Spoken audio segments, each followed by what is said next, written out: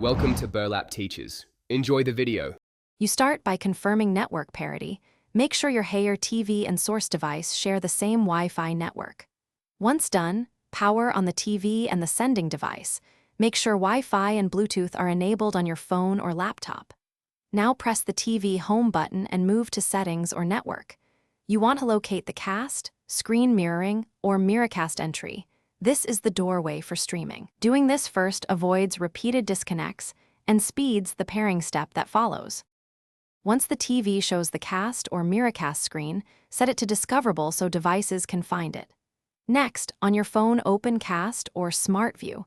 On Android, this is in Quick Settings. On iPhone, use AirPlay if the TV supports it, and on Windows, choose Project Connect. When you see the Hayer TV name, tap it.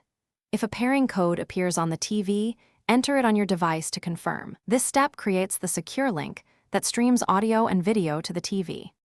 Finally, confirm playback on the TV and tweak volume and aspect ratio. Use TV input if casting doesn't appear automatically.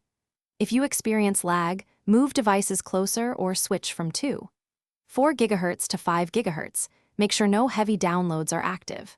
Should the TV not appear, enable Miracast or screen mirroring in advanced settings, check for a firmware update, or try a third-party casting app. One key troubleshooting tip: reboot the TV and router.